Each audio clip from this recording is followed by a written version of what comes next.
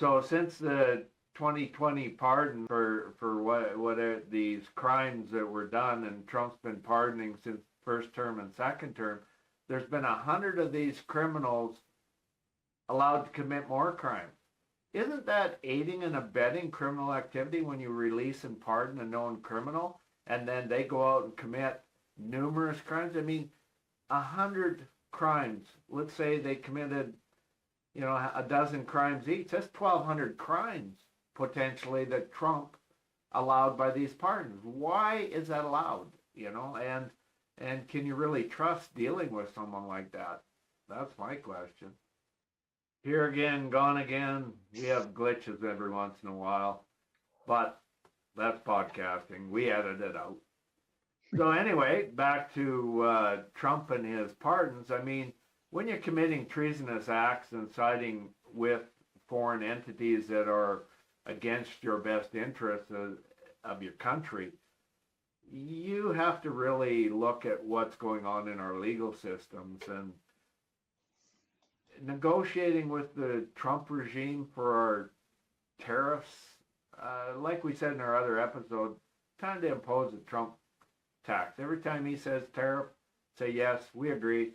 We're throwing a Trump tax on 50%. Yeah, you sure you don't want 75, 100% markup?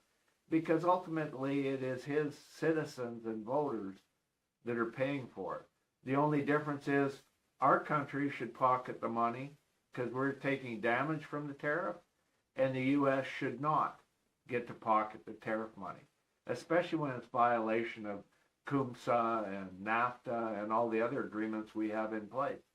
And I think that's something, if I was Carney, I would be filing a legitimate legal action against the U.S. government for violations of CUMSA and NAFTA. Turning a blind eye and not fighting him in the courts in the U.S. is aiding and abetting his corruption, and that's wrong, folks.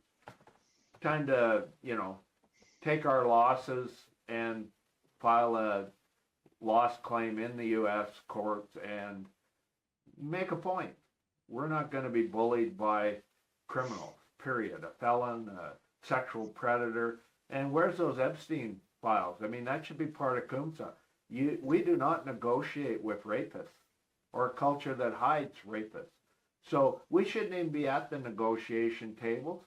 That's my stance. I would not negotiate with Trump or his regime because they are covering up human trafficking, child rape on an international scale, absconded across the border and affected by this human trafficking and sex rape group. We don't know because we don't have the file.